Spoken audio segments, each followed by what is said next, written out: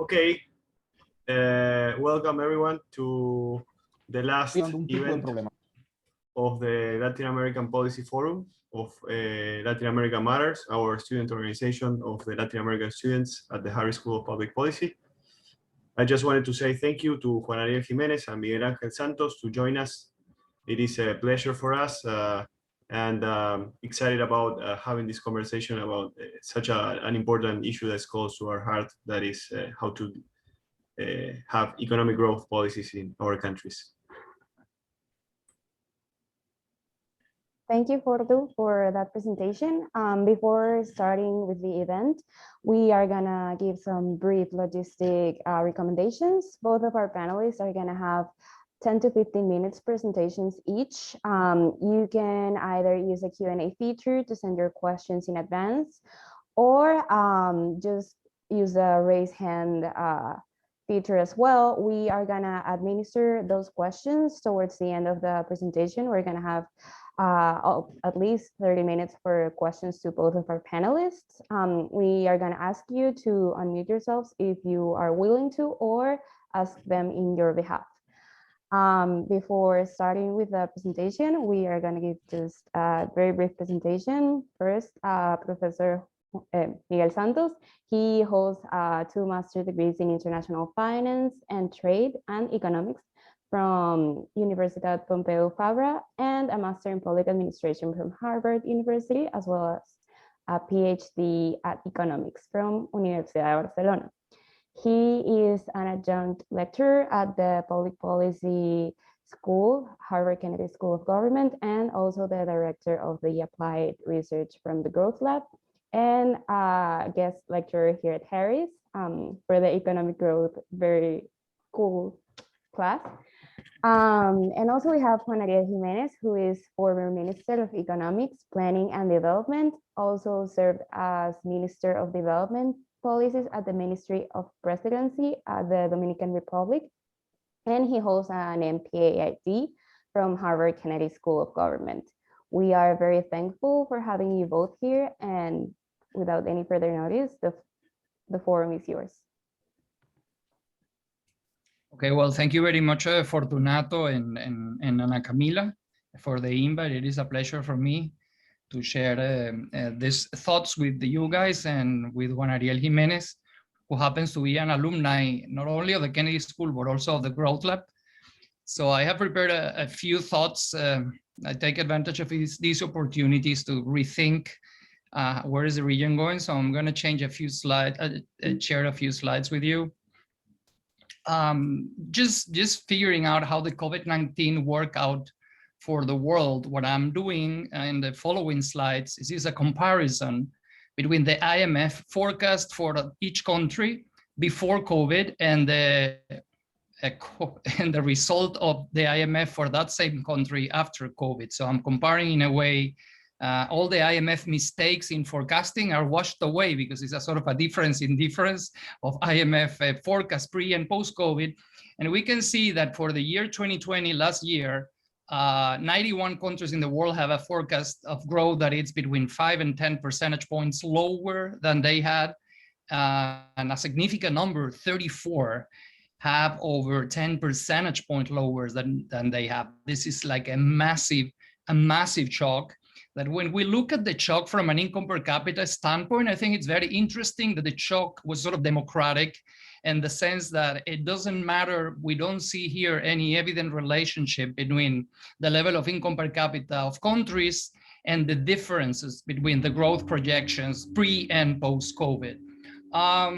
We can see here, it shaded the Latin American countries, which are sort of all on the middle income range, with falls that go between 7 and 17 percentage points below the forecast that was made. So it's a massive impact.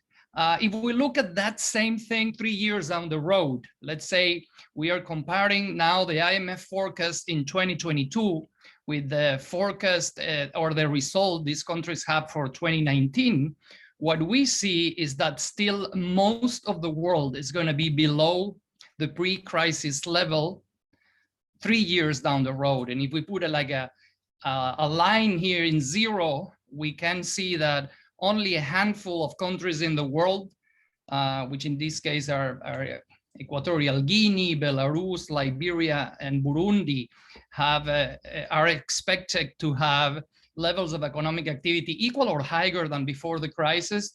The bulk of the countries in the world are not going to manage or are not expected or forecasted to recover their pre-crisis levels in 3 years.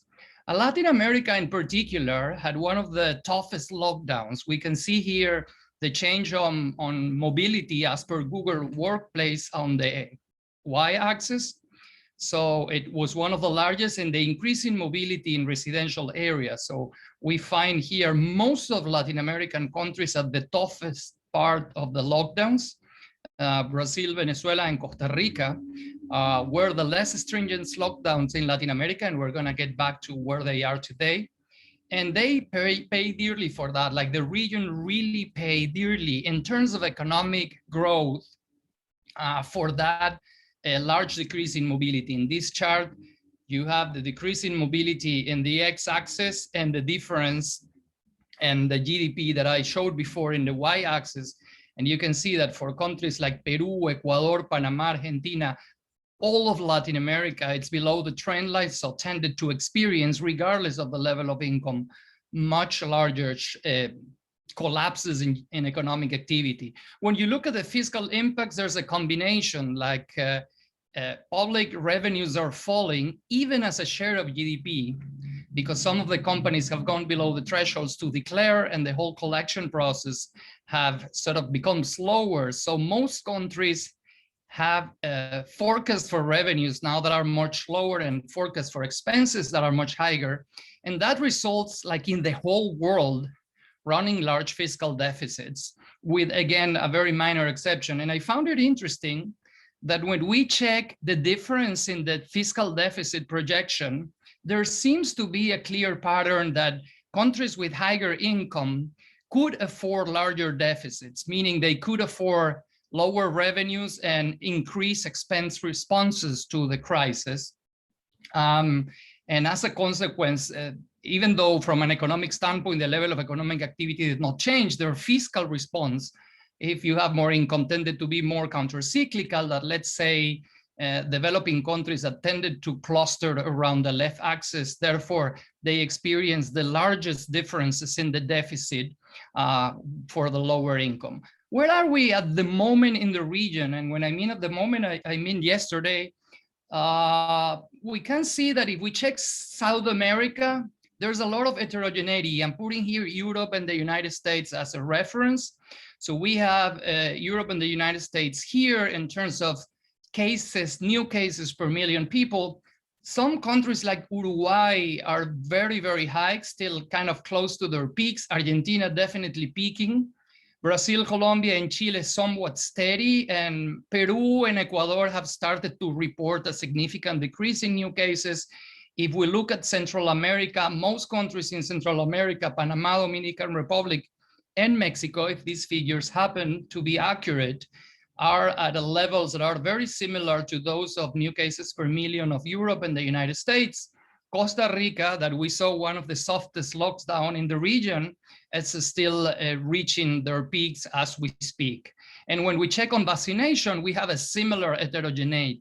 There's large heterogeneity in the region, and I mean this because this is to talk about growth in Latin America, but at the moment, the prospects for growth experience a large heterogeneity because countries are at very different stages of the pandemic and the vaccination. Here we can see Chile and Uruguay are right up there in terms of share of the population that have received at least the first shot, with Brazil and Argentina lagging much behind.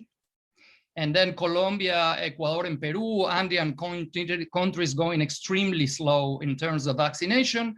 When we look at Central America, we find that they are all, as a region, far from US and Europe levels. República Dominicana started doing great recently, and it's spiking up in people vaccinated first dose, close to the level of Europe. So what have we learned from this? What I've learned doing this is that the pandemic was a huge growth shock, and the recovery that we at the beginning were talking is going to be a V-shaped. Is this going to be a W-shaped or an L? I think in the end, the recovery, it's going to be checkmark shape. And because that was not self-explanatory, I have drawn this. Essentially, there is a large fall at the beginning registered in 2020. And over the next 3 years, growth will resume at a low rate. And after 3 years, it will be slightly below the level that it had pre-pandemic. Latin American governments enforce the stringest lockdowns among the stringest in the world, and they have paid dearly in terms of growth. The growth collapse has a negative fiscal impact on revenues and a positive fiscal impact on expenditures. So it has led to a world in which the whole developing world seems over-indebted. And the impacts, interestingly, are of the pandemic in terms of growth are unrelated to income, but the fiscal space, it is not. So countries with more space and more income were allowed to implement more counter-fiscal responses. And then there's a lot of heterogeneity in terms of where it's a region with respect to the pandemic, with some countries like Argentina, Uruguay, and Costa Rica very close to their peaks, and other countries running at the European Union or USA levels, Panama, Dominican Republic, Ecuador, and I put a question mark on Mexico because I'm not entirely sure this is based on reported cases, and also large heterogeneity when it comes to vaccination. So policy ideas to grow within this context that, again, it's highly heterogeneous. It seems clear that the world needs an injection of liquidity that goes well beyond the rapid financing credit and the rapid financing instrument of the IMF that the IMF put in place. In April 21st, there was a call for the IMF to start planning for an allocation of 650 billion to meet the long-term global need of supplement reserves. That's essentially providing liquidity to countries, augmenting the special drawing rights of the IMF. And this is something that will definitely help, in particular if that is tied up to transparency and accountability in the reporting of countries that are recipient of these special drawing rights. Just for you to have an idea, the special drawing rights increase after the global financial crisis was 280 billion. So we're talking about an impulse of liquidity that it's more than twice that. The second point is that countries need to maximize their fiscal space. I mean, relying on this higher liquidity, maximize their fiscal space so that they don't have to adjust their deficits immediately, but in time, and rather in exchange for the financing, international financing institutions, allowing them to go that smooth way, provide a clear roadmap to medium-term sustainability. One option that has become like increasingly popular within this context is trying to enable worldwide a collective enforcement of the income on global taxation or taxation on global income. And then these are incomes from global taxations to governments. This is an idea that has been gaining traction for some countries whose citizens have massive amount of money abroad. In the Latin American case, I mean, as a share of the size of the economy, Venezuela is by far the largest. And then there are other countries in the world that have also significant shares. We're talking 200, 300% of GDP deposited abroad. So global taxation could help governments to raise revenues, and that should be coupled at the same time with a rebalancing of lower taxes on labor that in Latin America are extremely high. I mean, I've been around since COVID started, and I'm surprised to see that many developing countries still have significant room of maneuver when it comes to, you still get to see public enterprises in markets where there is little or no justification for the state to be. You still get to see a lot of underutilized public assets because they are in a sort of like original or pre-investment phase that they're not ready for private investment, but governments do not have a unit in charge of taking projects that might be potentially attractive and contribute to development from origination and pre-investment phase to the level where they are actually ready. And we're trying to work along that direction. There's some countries that exhibit large public wage bills and large public wage premiums. And an option those countries are following, and it's interesting, is just decreeing a freeze on nominal wages that, taken down the road at a low inflation, produces a significant fiscal result. And then I see still many countries, and this is particularly true in Latin America, still have restrictions to FDI, areas restricted to FDI, just for the investment of domestic investor, areas where you have to partner with government, and they still have plenty of provisions preventing foreign workers from coming. I find interesting that there's a lot of research done and noise made on the OECD countries' provisions with regard to receiving workers from developing countries. We rarely pay attention to the fact that developing countries, and Latin America, this is particularly true, happen to be relatively close to highly qualified foreigners. And there are lots of countries with professions restricted to domestic workers and other type that certainly provides room for improvement in terms of becoming more efficient and more attractive. The post-COVID world will see a tremendous competition across countries for attracting the FDI that starts flowing to the world, and particularly now that the commodity prices seems to be taking off again. And some countries have a lot of homework to do in terms of becoming competitive to be ready for that. I didn't want to close this with the thought that crossed my mind as I was preparing this slide, which is the fact that COVID has represented a shock that is far larger than the shock of the end of the super commodity cycle that occurred in 2014 when commodity prices came down. So COVID essentially, it's sort of accelerating the pendulum, the political pendulum in some countries, and might lead to those countries making choices of candidates that are less amenable to market ideas, to whom like this just set of ideas that I have just presented here is not very appealing. But I will be very happy to discuss this with you over the Q&A session.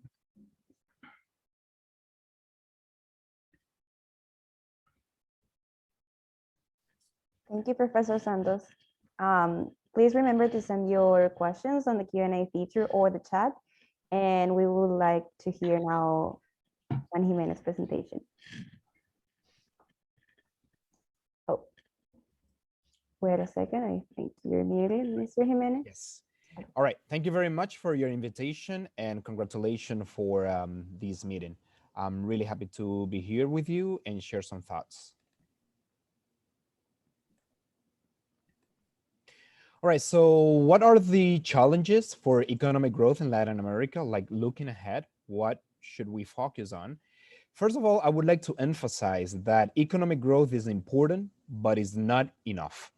We pay a lot of attention to what's happening to the GDP growth, but I think that we should pay more attention to other indicators, especially employment and inequality, because even in countries where you have experienced significant economic growth, such as Chile, we are seeing social unrest. And this is to 2019. This is not post-COVID. This is pre-COVID.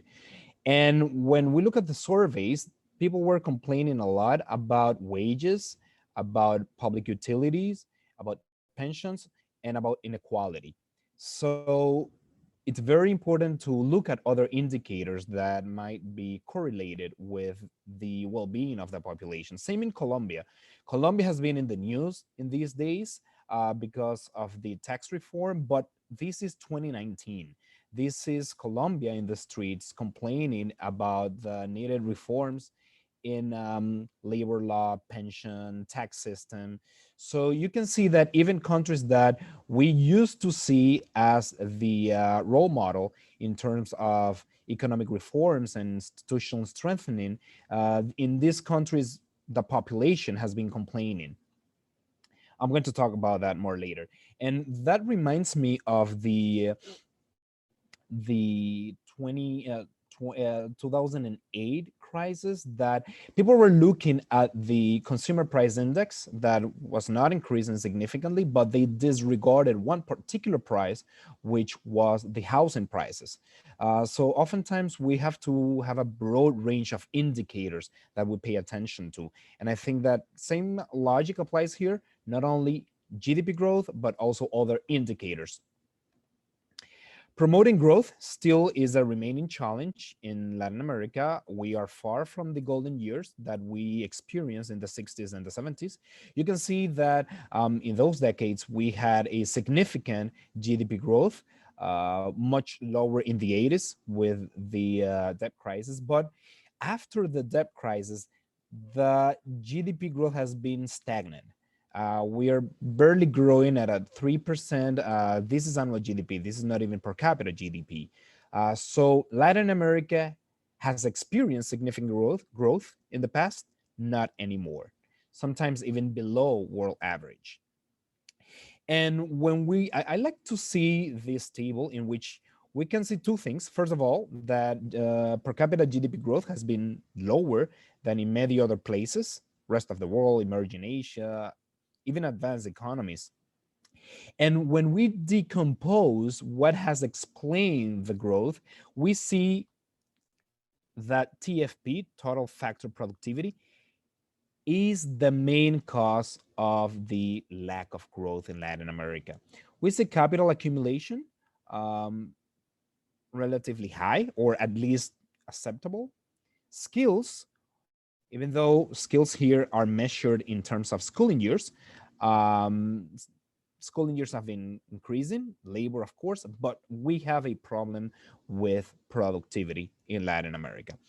I personally don't think that productivity has had a negative growth rate. I think that it is partially receiving the mismeasurement of skills, because here we use education, number of education years as opposed to schooling years, as opposed to cognitive skills.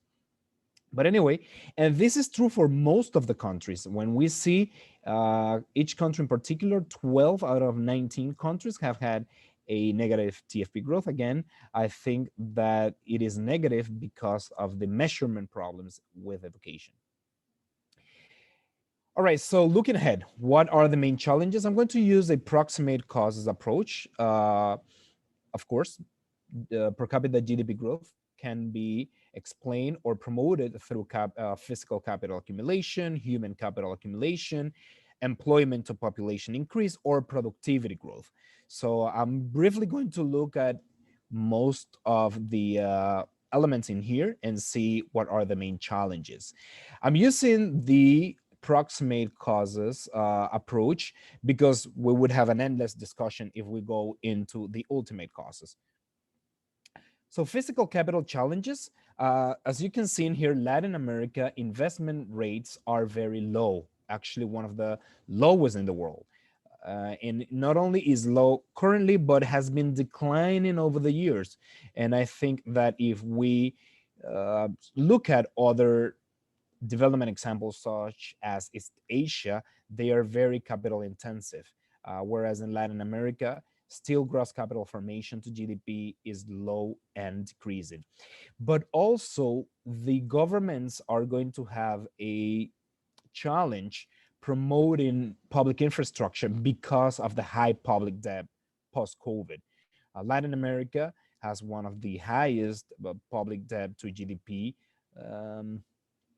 in the world, of course, not as advanced economies such as the European Union, Japan, or the United States, but nevertheless, it's going to reduce the ability of governments to promote economic growth through either public investment or industrial policy. Not that having fiscal space is enough to promote economic growth, but most policies do require that the government put emphasis on them, and that costs money. Human capital challenges, unfortunately, all the tests, such as PISA, show that we have a big problem in learning in Latin America. We've been increasing schooling years in Latin America, but that increase hasn't translated to a significant increase in cognitive skills in the region. Unfortunately, as you can see, most of our countries are in red, which means are below 450. And the rest of the countries have not taken the test, but most probably they are within that range. If we look at what might be the challenges ahead in order to change that situation, I would say early childhood development. Most of the research right now has pointed to the importance of early childhood development is a number of years in which the brain development is very important. Actually, there is a very good research explaining the difference between a performance of rich kids and poor kids, and most of it can be explained by the number of words that they've listened to in the first 5 years. Teachers and principals training and policy, the literature has emphasized the importance of both teachers and principals in developing cognitive skills in students, but also institutional constraints. Unions participation, among other things, can limit the scope of policy interventions in the education sector. Productivity challenges, as I mentioned before, productivity is one of our main weaknesses in the past. As we can see in here, since 1980, TFP, total factor productivity, in Latin America has been decreasing relative to the United States. You can see that in the 60s and in the 70s, it was increasing. Very, very consistent with what we saw in a previous graph, in which we had a higher GDP growth in those years, but you can see that since the 80s, it has been decreasing relative to the United States, as opposed to East Asia. When we decompose that productivity within and between sector, within is how productive are inputs working in the same sector. For example, if I'm working in agriculture, I am labor, am I becoming more productive? Whereas between sector is the productivity gain when resources are moved from one sector to the other. Let's say I'm an agricultural worker. If I go to work in tourism, if I become more productive. And as you can see in here, Latin America is lagging both in within sector productivity gains and between sector productivity gains. In advanced economies, which you can see in the left, manufacture, industry, and trade explain most of the gains in productivity. Therefore, we have to pay attention to what's happening in the manufacturing and the industrial sector in general. But in Latin America, as you can see in here, in the, let's say, third column, you can see that manufacturing is absent, except for 2003, 2008, also other industries and trade. Something very different you can see in East Asian Pacific. Between sector productivity, you can see that we haven't had much increase except for finance. Finance is becoming larger in all over the world, but you can see that resources are moving out of manufacturing because the red here is a negative. So I think we are experiencing what some authors call an early deindustrialization. Another challenge is informality. The informal employment in Latin America is very high. You can see some countries in here. And what's the problem? In the informal economy in Latin America in particular, TFP is not only low, but it is stagnant. It doesn't grow because firms do not compete with formal firms, which would give incentives to improve the productivity because they do not engage with international trade, so on and so forth. So I think that's a challenge, how to promote formality in Latin America. Another challenge, which does not come from a proximate cause approach or any, let's say, growth theory, is social and political stability.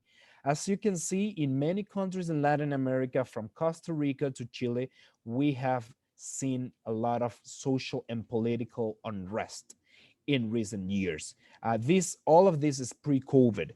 And I would like to emphasize how important political and social stability is to promote economic growth and development in general. And I think that in the future, certain elements might become a problem. Labor underutilization in the region, not only unemployment, but underemployment.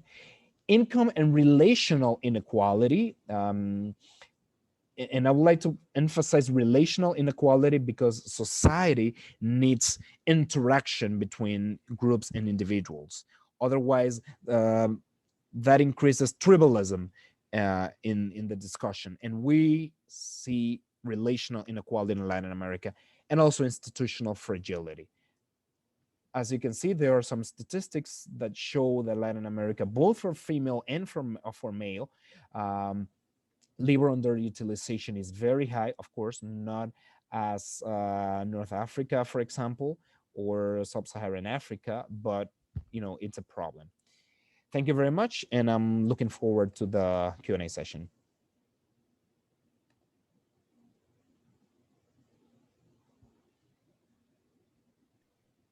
Thank you so much, both of our very excellent panelists, for those presentations. It's kind of overwhelming to listen all of the issues we're going through. However, while we are still waiting for questions to enter to the Q&A, I'm gonna start actually with one of my personal questions. It can be for both of you, although I believe that Mr. Jiménez has a little bit more of experience within the actual position of a ministry. But I was wondering, beyond these very well-defined and a little bit more oriented academic challenges, I wanted to hear more about the experience of someone who actually works within the political spectrum, and the daily challenges of trying to make these policies to be implemented in such a complex context. Thank you very much, Ana Camila. Let me share with you some examples. I used to say that getting the right technical solution took very little of my time. That is a combination of two things. One, I had an amazing team, of which Victor Jiménez, one of your classmates, was part of. But the second is that some challenges are not that difficult in terms of the technical solution. The problem was getting political support for those solutions and managing change in both organizations and institutions. I think that, any situation is a social equilibrium. And in order to, but a suboptimal social equilibrium, in order to change that equilibrium, you introduce uncertainty, you introduce things that people fear, and you have to manage that. So managing change is very, very tough. And I would say that, fortunately enough, in the Dominican Republic, we don't have big tension in terms of ideology, but I see in other Latin American countries that there's so much discussion and so much heat in the discussion because of ideology that it prevents significant consensus on certain reforms.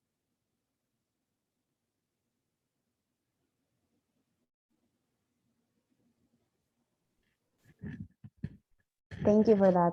Yeah, I believe that it's particularly challenging given all of the political changes that we see within our countries, especially given all of the unrest that has been raised in the last few years in all of our countries.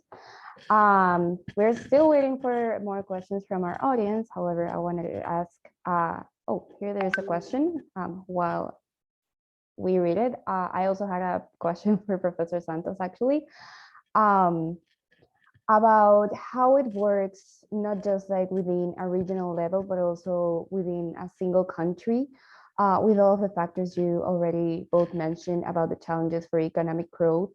What about the disparities between like different states and local cities of the countries, and how this dynamic affects also the regional level? Well, the answer, as it turns out always to be right, it depends. It depends on the country. For instance, in Mexico, just to put an example, mayors have very little to say when it comes to productive development policy. So any of the axes that I mentioned here in terms of asset disposition, in terms of making your environments more competitive, or any of the ones Juan Ariel mentioned, like how to make places more productive, how they increase a set of skills, are mostly located at the level of the federal government and at times at the state level. Mayors have very little to say. Therefore, it's very hard to make policy for cities in Mexico unless you bring in the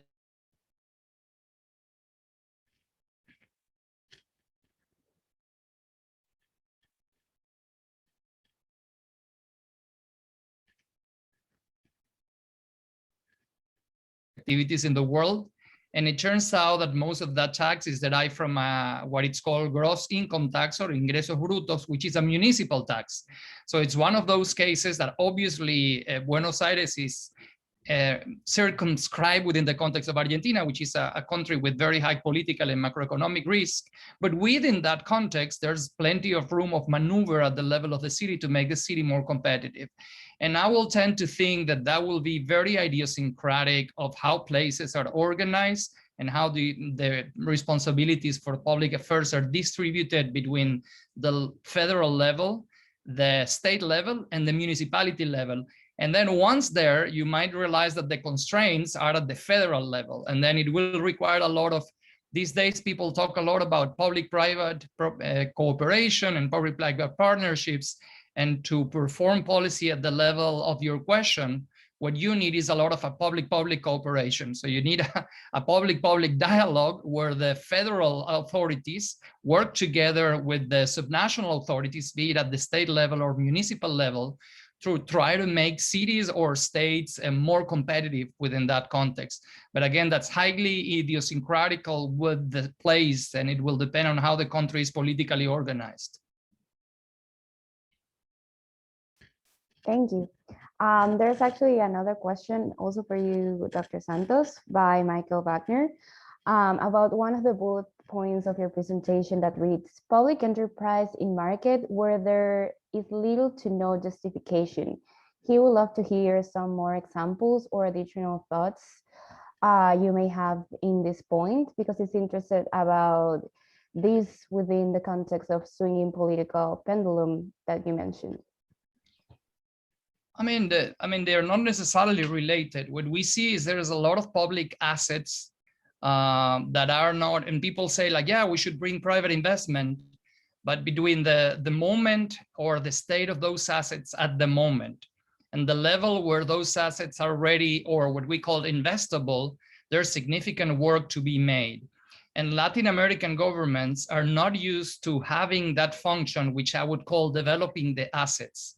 So many governments in Latin America have public land that is of value, public land that would be potentially tendered to the private sector for any association or for development of any project that might be important or in a sector that has potential. It doesn't happen because there's a work to be done from inception, from the moment origination, from how the asset is at the moment. You will have to perform a series of investments to get asset to the investable phase. And that is a function that we have been trying to create in places we work with governments, but that we found that is not centralized in a unit, but rather scattered. So that's why what I mean when I mention underutilized assets. In Latin America, the degree of public enterprises that are losing money and have huge payrolls have diminished with respect to the 70s, unless you talk, of course, about Venezuela, which is a particularly total outlier and for whom that really represents a challenge for whomever ever thinks to invest in these assets.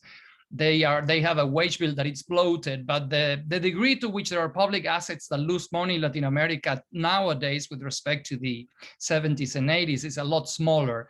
What I see more is this tendency to have lots of underutilized assets because the function of developing the assets and making them amenable up until the point that they are ready to be tendered to the private sector in any form of association, not necessarily privatized, is a function that governments are not, they don't find that kind to what they usually do, and it requires a skill that are not the normal skills you find within government.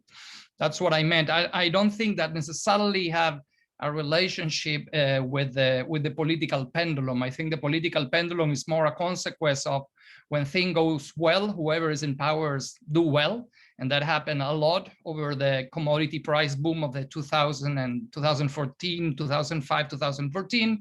The fall of commodity prices precipitated a lot of countries in the region to move towards the center or towards the right.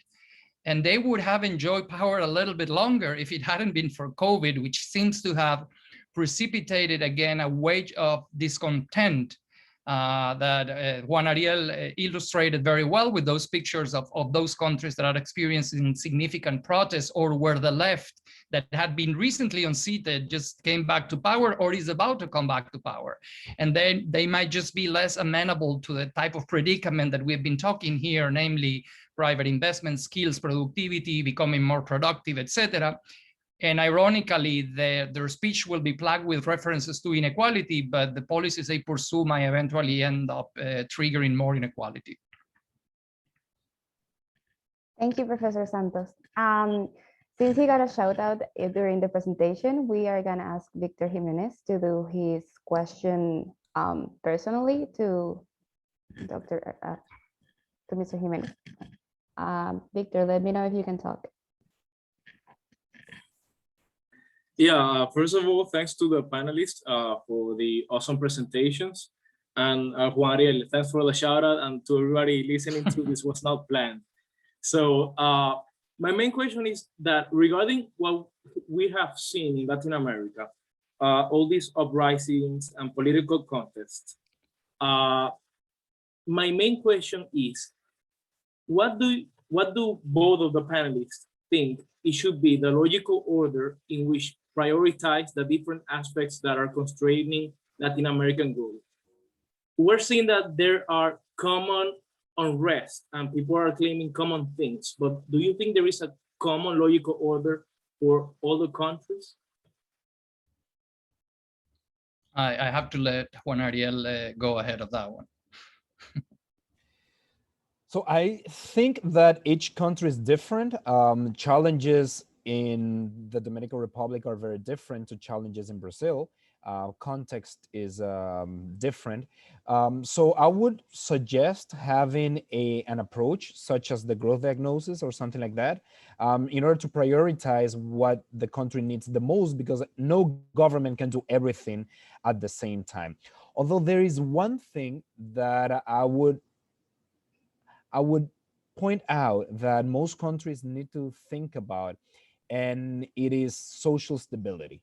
I think in the past, we thought that economic growth was enough, and even some inequality was a price to pay for economic growth. I think that in the current society, we have to be very careful about that.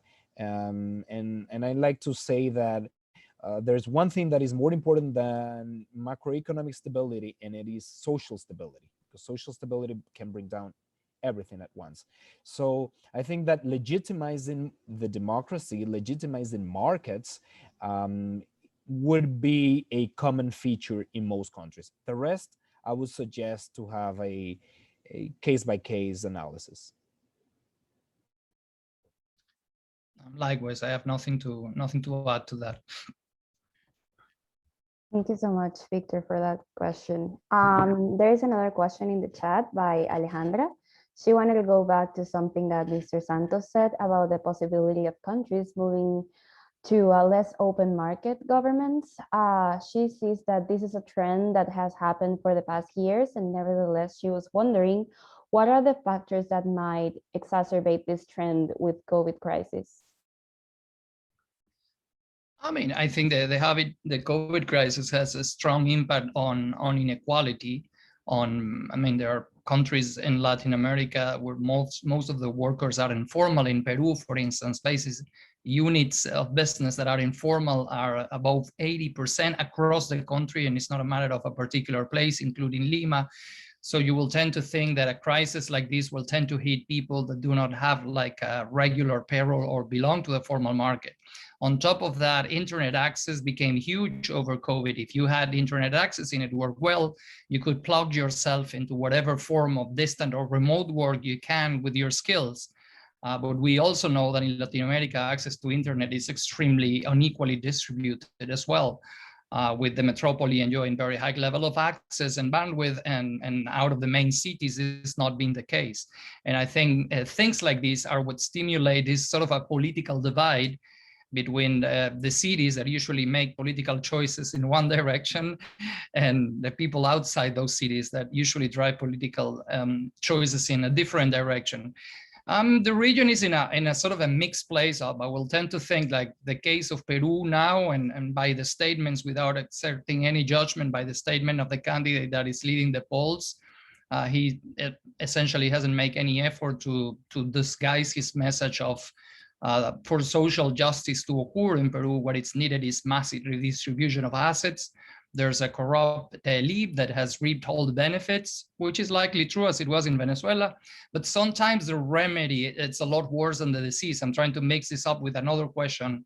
Someone was making in the chat saying that apparently the US is realizing that a lot of corrupt elites in Latin America reaping the benefits of and rents and preventing social change from happening. That might be true. Latin America grew like what Juan Ariel showed in the 60s and 70s. The massive growth of Latin America came within the context of a import substitution industrialization model. And essentially that's a model whereby you close the market and whoever that has money and willingness and skill to invest puts up an industry and starts selling to the market up until the point you fill the market. When you get there, if you want to keep on growing, you put up another industry up until the point you fill the market. And that the extension of the import substitution industrialization model in Latin America led to a position where a few very strong holdings of business held a lot of the economic activity, and they have different names in different countries that I'm sure you know well. In Caracas, they are called Los Amos del Valle, the owners of the valley. And therefore, these people, when the country realized that it couldn't grow anymore based on import substitution industrialization and tried to open up, they blocked political change, kicked out the president that was trying to do that and precipitated a revolution that ended up in Chavez, which in turn destroyed the whole economy, including what they have and what they didn't have. So all that to say that one thing is the need for social justice and larger, more equal policies. I think there are a few labor taxes in Latin America that are extremely high and really prevent people from becoming formal, and that sort of keeps them away from plugging in the modern economy. There are failures in the education systems that keep them away from plugging into modern economies, and then there are large difference in internet access. I mean, one thing, it's the diagnosis, and a different thing, the recipe. Thank you, Professor Santos. Next questions are by Daniel Vallejo, who would like to unmute himself. So we are asking him to talk now. Can you hear me there? Yes. Okay. Thank you, Miguel and Juan. Very interesting presentation.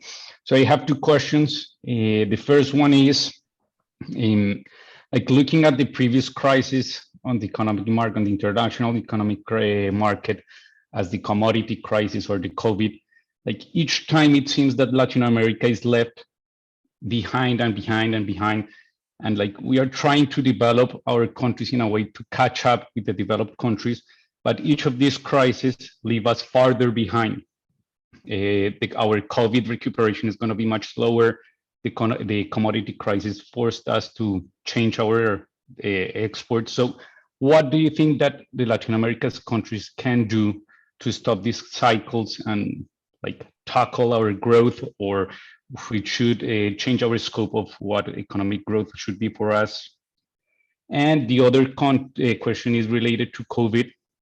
And looking at the different mechanisms that the country used for controlling and tackling the COVID crisis, what do you see today on a perspective of looking at the past? Like which were good managing mechanisms and balancing the outcomes, the economic outcomes, and the health outcomes? Thank you.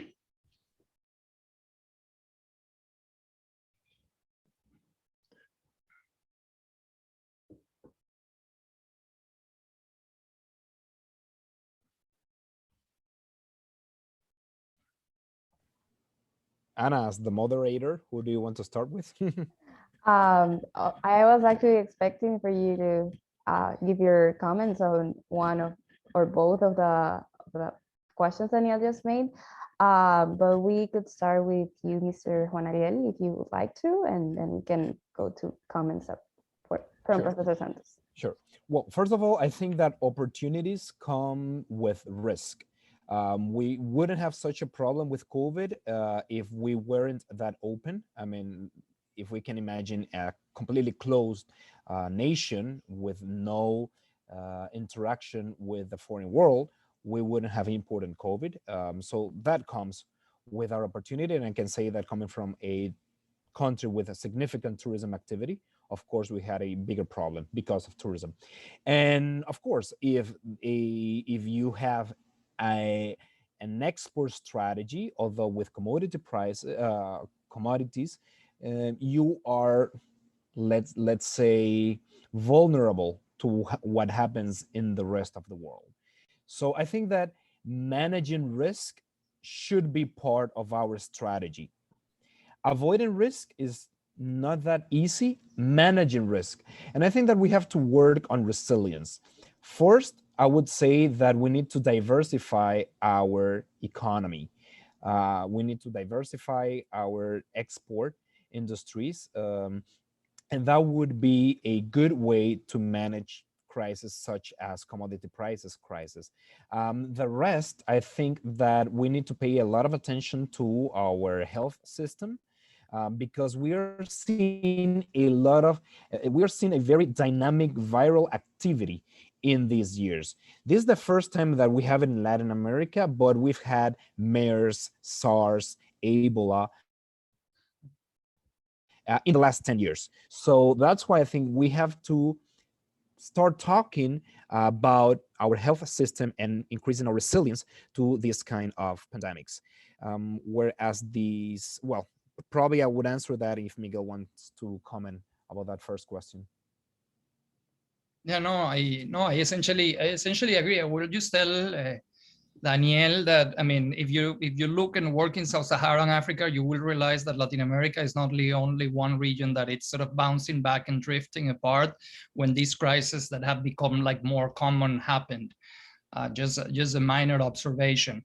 The problem with the type of policy that Juan Ariel was saying is that it's how you make them politically feasible.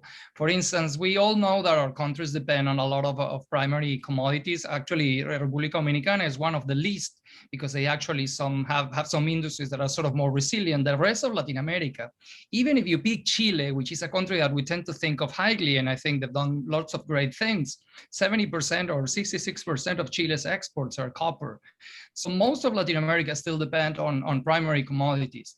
And then the solution to that, we sort of know it. We know that there are vehicles you can use to save money when things are going well and invest in a certain way that make people more resilient. The health system is an example, or simply just retire debts. So when the things don't go as well, you have some more fiscal space.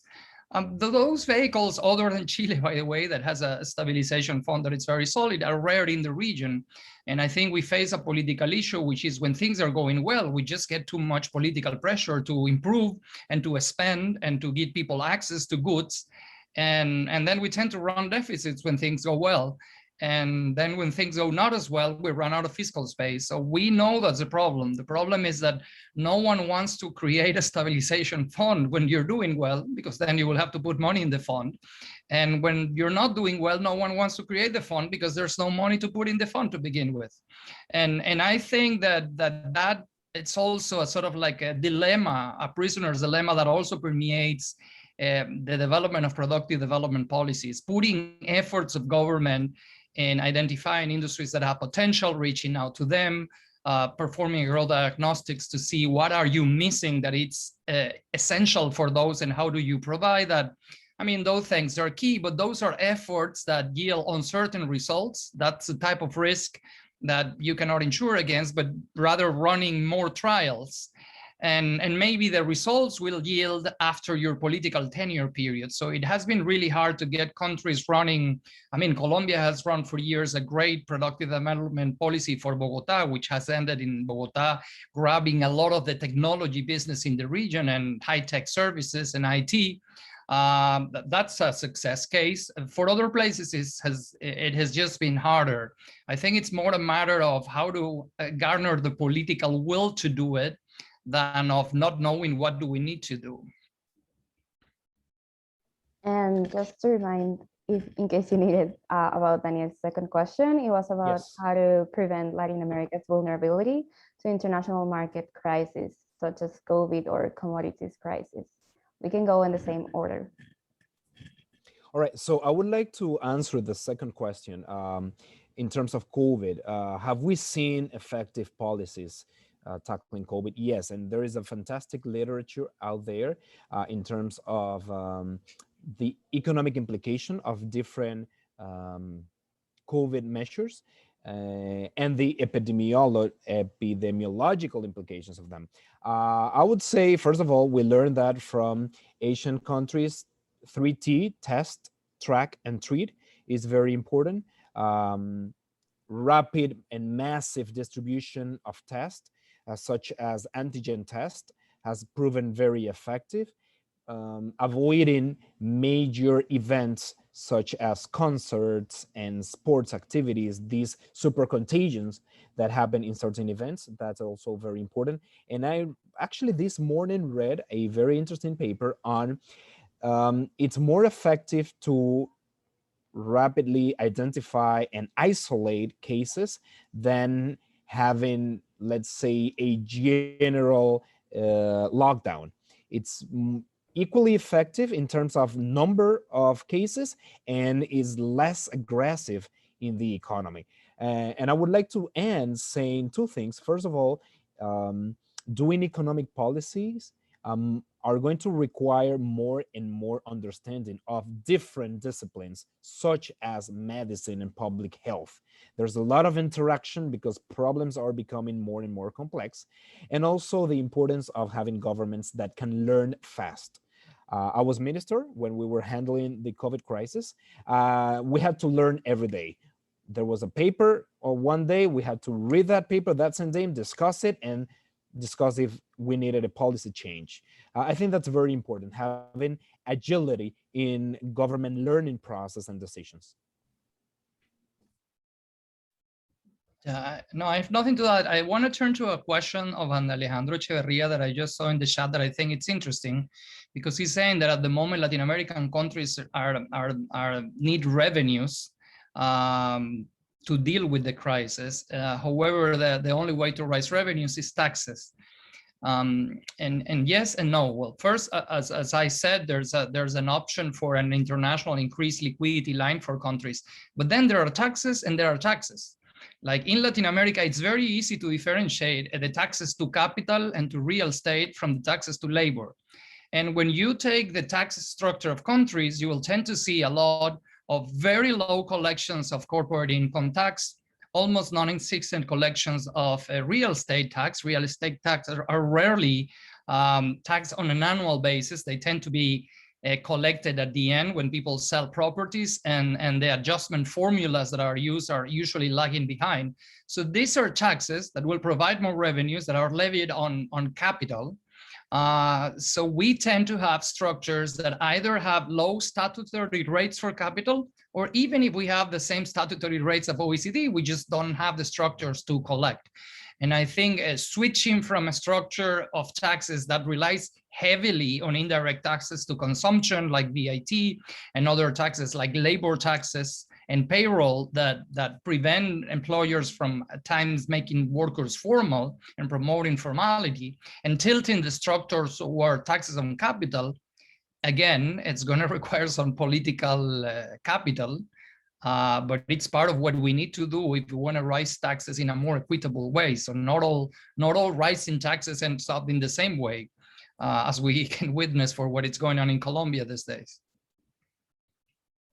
That's very interesting indeed. And by the way, to both of our speakers and our attendees, we know that we are a little bit extended on time. However, we have two more additional questions, if you don't mind, Miguel Ángel and Juan Ariel, to answer them. For me, this is like the best sample that this exposition was awesome and had to write very good questions. So just to wrap up, I'm gonna do one in name of Carlos Hernandez, and Fortu also has a question. Carlos' question is about lately, new members of the Latin American team at the White House are taking about a presence of a predatory elite in the region as a problem for economic development and to get political consensus. He would like to know your comments on this regard. If Juan Ariel would like to start, and then we go with Professor Santos. Sure. I'm going to be honest. I don't like that approach. I don't like seeing problems in terms of good people and bad people. I wouldn't say predatory elite. I think that each country has different groups. Groups have different interests and utility function that they maximize, and you need good institutions to align incentives. So I wouldn't say predatory elites, because that would turn the discussion towards good people and bad people, and I would go into deeper explanations of social and political problems. Yeah, we just say that instead of predatory elites, what we have is elites that react to incentives that we put in place. And if we don't like the outcome, we should act on the premises that led to that outcome rather than acting on the outcome, because otherwise we will have another elite substituting the existing elite if we don't go to the root causes, which is why I try to comment on taxes, tax burden on capital and tax burden on labor in our countries.